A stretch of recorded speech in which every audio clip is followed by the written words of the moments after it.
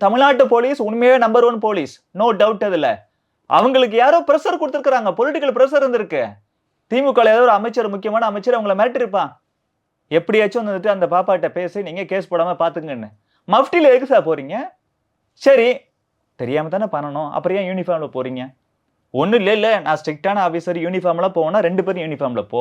இல்லன்னா உண்மையா அந்த பாதிக்கப்பட்ட தங்கச்சி வெளில தெரியக்கூடாது அப்படின்னா மஃப்டில போ. ஒருத்தர் யூனிஃபார்ம்ல போவீங்க, ஒருத்தர் மஃப்டில போவீங்க.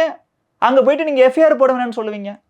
அப்போ அங்க என்ன நடக்குது அப்படின்னா, அங்க போய் மிரட்டியிருக்கலாம். இல்ல அந்த பாப்பா குடுத்த ஸ்டேட்மெண்ட்ட வேற மாரி எழுதியிருக்கலாம். இந்த எஃப்ஐஆரே எவ்வளவு மோசமான எஃப்ஐஆர். ரொம்ப ஆபாசமா எழுதப்பட்டிருக்கு. பாதிக்கப்பட்ட ஒரு தங்கச்சி யாரும் அப்படி சொல்ல மாட்டா. வேணும்னே அந்த பாப்பாவ அக்யூஸ் பண்ற மாரி அதுல சொல்ல கூசு அந்த மாரி எழுதியிருக்கிறான். ஒரு ஆபாச படத்துல வரக்கூடிய டயலாக் மாரி இருக்குங்க அது. அப்ப நீங்க இந்த மாரி எழுதுறீங்க. அத பேஸ் பண்ணி தானே விசாரணை நடந்திருக்கும். அந்த விசாரணை அடிப்படையில தானே கோர்ட் ஜட்ஜ்மென்ட் குடுத்திருக்கும். எங்க கோர்ட் மேல தப்பு கிடையாது.